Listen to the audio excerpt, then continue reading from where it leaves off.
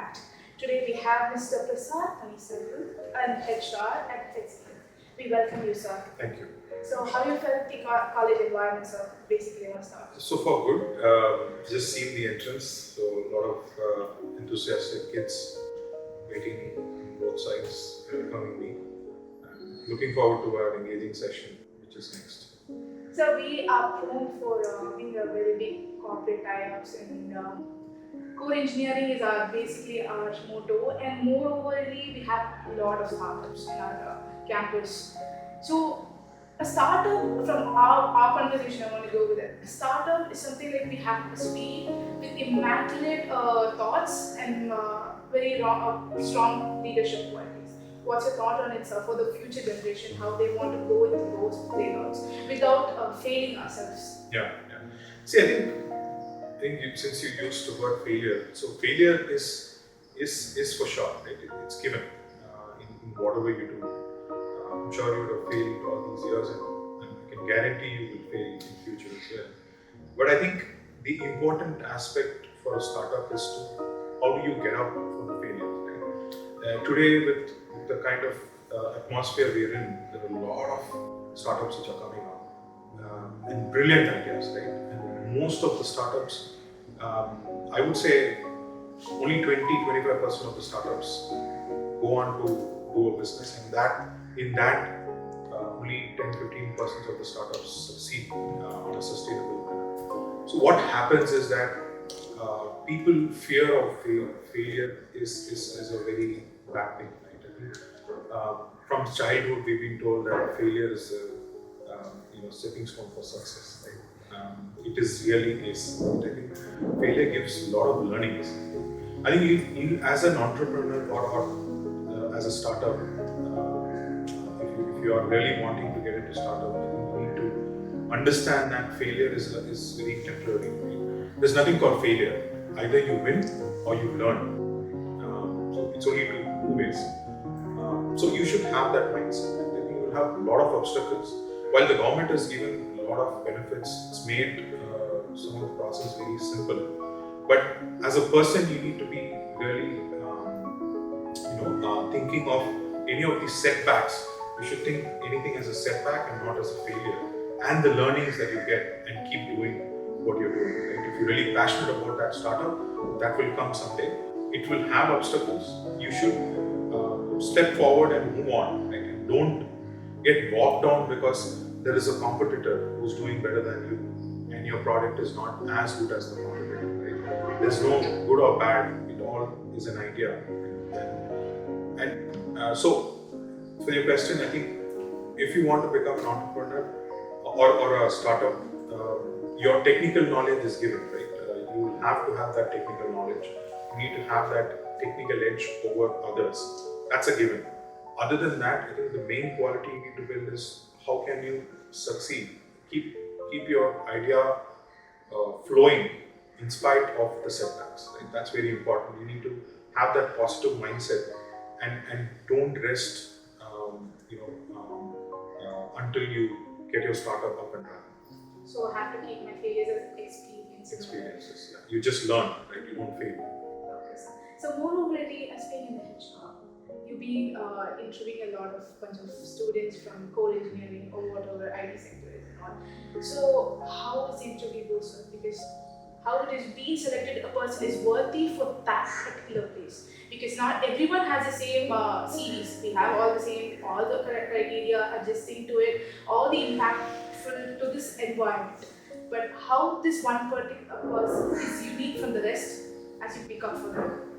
So you want me to leak the secrets of our success? Yeah, see, it's not rocket science, right? I think, today, again, there's a very bad misconception that academics will take you wherever you want to go, right? That's a very, and at least in the IT industry, that's not going to happen. However good you are in academics, finally comes to that day where you talk, communicate. Today, we are not just looking for coders, right? We are looking for problem solvers. So I don't want someone who's good at coding and not good at problem solving. I want someone who's good at soft skills. I'm using this word soft skills because time and again people think that if they're good at talking in English, they can survive, or if they're good at talking in English, they can go through a process. Soft skill is more than communication, right? You need to have leadership ability. Now, leadership is not wearing coat suit, sitting in a big room, right? Leadership is way of thinking. Right? How do you think in every way, right? I mean, for example, as simple as are you thinking towards lifting up a person today who's really down? That's also leadership. It's a way of life. Now, soft skills is emotional intelligence. Emotional intelligence is where how do you cope up in stress? What do you do when stressful environment comes? Soft skill is collaboration. How do you collaborate with the team? So all these skills is going to stand out for you as a person if you're able to demonstrate those skills during that interview process, right? Now, technical, if you see, typically it's the model is the test, which will test your aptitude, ability, and all that stuff. And then, at least at HCL, we insist on group discussion. That's where we talk, communicate. Right? When you communicate, you should be able to communicate in a way. The vocabulary we use has to be rich. Right? Some people misunderstand that by talking more, they can get selected. So they are vulnerable when they talk more. So you should talk right. Use vocabularies. I talk to students. I tell them the best way to develop your communication skills is to every time you watch a movie, every time you watch a web series, sit in front of a mirror and articulate the story. That's a very tough thing. Even I struggle these days. Right? I mean, it's difficult to articulate an entire web series in your own words. So that gives you a lot of skill. That brings you a lot of other. You will search for vocabularies and start using it. Now, just to sum it up, what we do in interviews, while technical is forgiven, we need someone who's a problem solver, who's good at soft skills. It's very, very important. Problem solving, soft skills. It's very important. Soft skill is not just communication, but your entire ability to collaborate with teams, show that ability of emotional intelligence at stressful environments. Some of these product companies do stress entry assessment as part of the thing. So you need to be emotional. You should research about, ask SHRM-SCP, what is emotional intelligence? What is soft skills? Get more into that and understand that better. I'm sure you'll be able to grab it. So software as an industry today is looking not just for academic person, but a problem solver. Going with that soft skills, I usually get one thought from Psychology of Money, that book. It says in the first few chapters how he... When Swami made it to the... he made that thing, but before that I had the book. Oh, okay, you did? Yeah, I did have the book. I have a lot of books on entrepreneurs. Good. Yeah, that's a good point. Reading books also will increase your vocabulary. Yeah. So my way of thinking, like when he said that when this person who's rich enough to talk to the club, the society, he is gloating himself, boosting his ego. Where another person who's silent, observe people, and then responded to the correct environment, they have a different. Absolutely, that's emotional intelligence, right? How do you react to a situation is very, very important, and that is a very important skill, even to succeed in corporate. While some skills might be able to get you into the corporate world, but you want to succeed, you need to have this emotional intelligence, teamwork. All that is very important to even to succeed in the corporate world. So, what books you would suggest, sir? The one to uphead ourselves, to boost ourselves in the world of corporate or whatever it may be, be it entrepreneurs, be the leadership qualities, be the empowerment to the society, be an impactful leader. So, what do you suggest? I'm not really good at reading books, but the last one I read, I liked it, The 5 AM Club. So I forgot the author's name. It was a good book about how you can do a lot better by waking up at 5 AM. Right? Today, 5 AM is midnight for us, right? But he beautifully explains how your mind works, how you can make use of that time very wisely to build the entire day, how that time can be used for your personal improvement. right? Because in a chaotic world where you work, all meetings happening, just by waking up 1 hour, if you're a 6 a.m. person, just by waking up 1 hour early, what is the potential that we can achieve, right? Because human brain has a lot of potential. All we need to do is to tap into it and make the best use of it. So that book gives you a very good insight about how that can help in improving your personality, improving your productivity, and overall improving the quality of life. So that's the latest book I read. I liked it, but still not practiced it. I've reached 5:30, so it takes some time to reach 5. So that's a good book. I think everybody should read to how it can help in terms of personal improvement, especially when you start working. It'd be a lot more useful. So is there, my mom said that the way we wear our clothes is going to judge people. Is that one also thing in corporate life? No, I think things are changing, right? See, I'm a millennial, so I wear my generation attire. Now with Gen Z's, hoodies is the thing, right? Like my friend who works at PayPal or somewhere, he says, I just wear the shorts and go to the... So that's absolutely, whichever is comfortable. Life has changed and generations have changed. And I think the moment when Mark Zuckerberg walked into an auditorium with a hoodie, everybody said hoodie is cool, right? Because the more you see people being very casual, that's been the thing in most of the tech startups, if you see. But in Western world, when you wear, I worked in the US for 7 years. At least there, if you're dressed up, you show some respect, right? You show that you take an effort to dress up, right? You must dress up and come in front of someone. So they take it as a compliment to that meeting. So it varies, right? Today, I particularly don't judge a person with this attire. Right? If a person is sitting in front of me with a hoodie for an interview, I don't judge because he's wearing a hoodie. I don't judge that. I don't want to talk to this guy, ask him to go change. Right? I don't say that.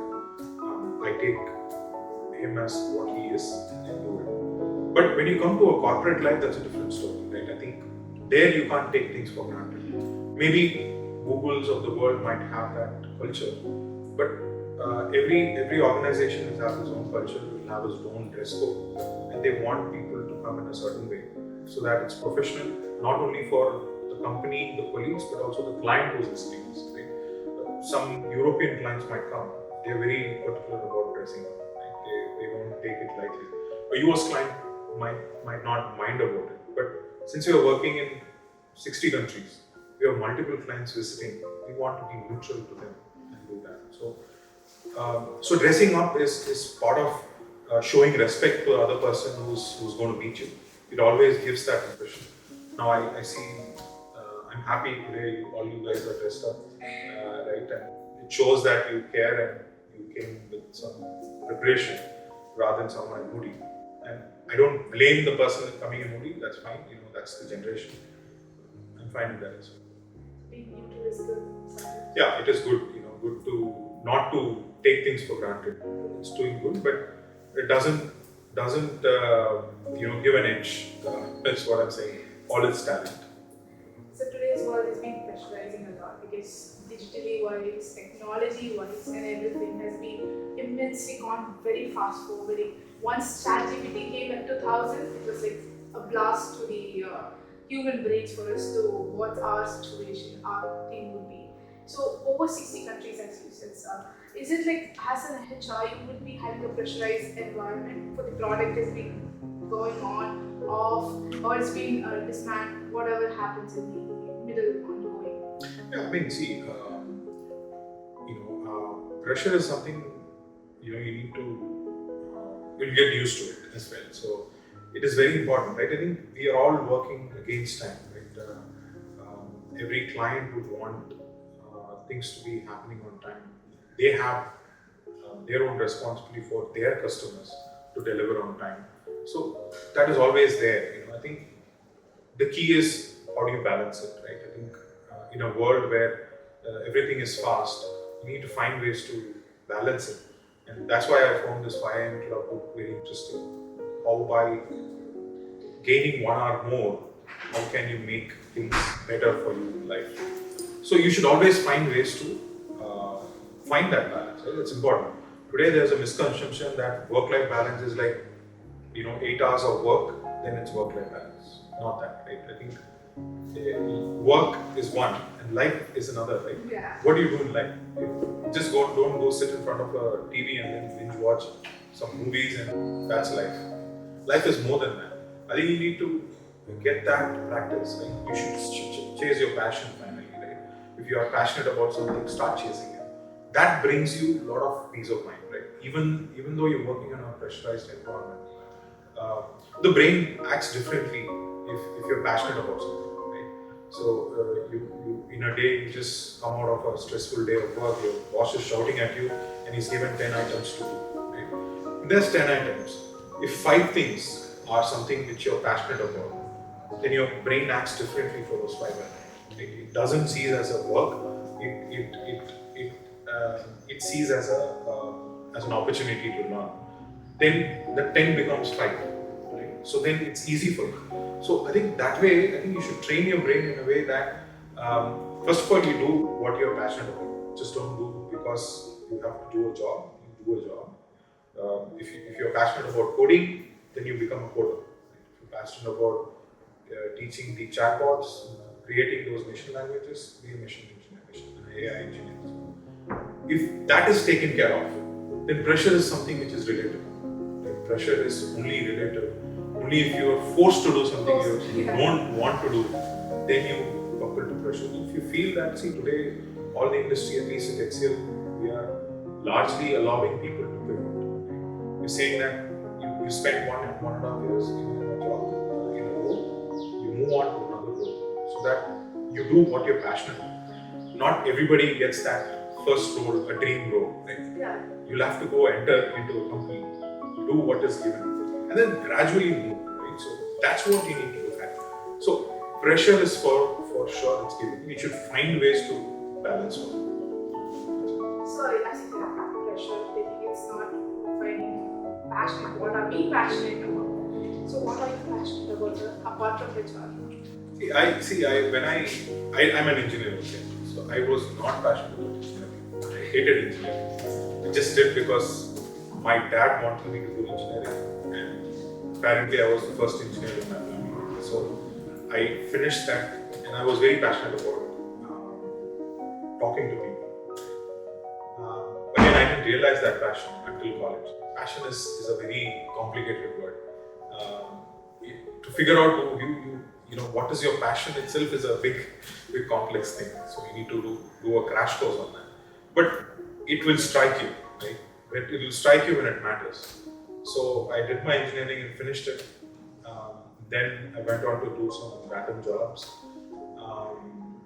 Suddenly I felt that I was good at talking to people. And, I wanted to do good to people, see happiness in them when something good happens. So then I said I'll do my MBA and I'll do an HR. Passion is very, very challenging. It's not comfortable, right? It's not going to give you what you want.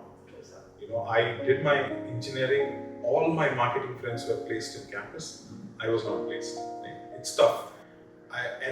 Everybody tempted me, please ditch HR. Go sit in a sales engineering, sales role. You will get a job, bank job, right? You are an officer. That's the kind of job offers I got. Right? But I thought I may not be doing justice if I go there. I might get salary, may not be able to do good. But I chose to stay with HR. And I'm glad that I made that choice. Right? So because I was passionate, I was able to succeed. I've been in 21 years with the company. And I would say that in this 20 years, the kind of opportunities I've got, not many HRs would have got. Right? I'm boasting myself here. I've traveled close to 10 countries. I've stayed in the US for 7 years, which is not a normal for HR to do. But that passion took me there. Right? I think what I did was I put my head down, and I said, I'm going to master this come what may. You won't believe me, I started with a salary of 3,000 with HCL. 3,000 was my monthly salary when I started. But again, that passion, kept me going. My brain was tuned and it kind of filtered out all the distractions. So I think it's very important right now. Even now, I'm just glad I took this call because I get this opportunity to interact with you, students, all minds, bright minds, and talk to people. So I'm just loving it. So my passion was to, do something which makes people happy. Right? I think this is the best role I've got. I'm giving offers to freshers. Nothing can top that. So it will be very impactful for all the students as well as the society. Is the way it's been going on this way, Gen Z have been very populated. So if you follow passion, money follows you back. Absolutely, everything follows. Not only money. You're famous. So everything follows. So now, what would you say some of these current Gen Z, your words that will be very strongly for them to not just focus on one thing, one particular thing, and then just focus on what they are proving themselves to the society rather than being a self-constrained person? No, I think Gen Z, it's very misunderstood generation, right? Every generation has their own challenges because it's how they are brought up. I think we should not judge Gen Z too much. I think they are good at what they're doing, what they are thinking. All is good, right? I think with any generation, not only with Gen Z, I think what you need to do is you'll have to go beyond what you're doing in college. Right? I think you should be always curious. Right? With Chennai coming in, the coders and testers are all gone. Right? Now, creativity is like literacy. If you're not creative, then you're not literate. That's how the world is moving. Technology is fast evolving. Right? So choose your field. Right? If technology is your field, then you need to master that. Only then you'll be able to survive. Gone are the days that you go to offices, write a few lines of codes, come back. Right? That's gone. AI is going to take that. Now you need to be curious, bring your thinking hat out of your garage which you locked up. Bring that thinking hat every day to office. Right? Grab opportunities like it's the last pizza in the party. Right? If you don't grab it, somebody else is going to. Right? So just don't wait. Right? Grab opportunities as it comes. Right? And don't be afraid of failure. Right? You should be afraid of not trying. That's the biggest threat in today's world. Threat of not trying. But don't be afraid of failure. I think failure, I've learned a lot of things from failure. The failure teaches you more impactfully. So please don't be afraid of failure. Please try. Grab opportunities as it comes. Please keep yourself updating. So I think if you do this, stick to this, and of course, chase your passion. If you stick to this, I'm sure you will succeed and you will lead a very balanced life. Right? Not succumb to pressure, not succumb to peer pressure of somebody telling you, "Hey, I'm getting 10 lakh more. What are you doing here? You're doing a not so good job. Why don't you switch?" All you know is that company might shut down in the next 2 years and you're done, right? I mean, and take me as an example, right? I've been in the company for 20 years. People say, "Are you gone nuts? Are you not valuable? Are you not getting jobs outside? Why are you sticking to the same company?" I stick to the company because the company gives me opportunities. It feeds to my knowledge thirst. As long as it does it, you don't have to switch companies. Your first company can take you to any places you want, right? So just don't succumb to the pressure of, you need to switch jobs every 2 years, 3 years. As long as you're satisfied, your basic needs are met, salary is something which you should think about 5-6 years down the lane. First 5-6 years, you should only focus on gathering as many knowledge as possible, failing, learning, and the stuff, right? I think everything else will fall in place. Don't put yourself under pressure by taking up more salary jobs, and the expectation will be more, and you'll end up losing your peace of mind. Curiosity, I'll have that sort. Hopefully, it doesn't kill me with the cat, Mhm. of course. And then I'll be open-minded with all things. Thank you Yeah. for having you so much here. It's Pleasure. very, no, it's knowledge-provoking to my brain. Sure. And of course, the entrepreneurship, I'll keep that in mind. Yeah. Thank you so much, sir. Thank you. No problem. Pleasure is mine. Thank you.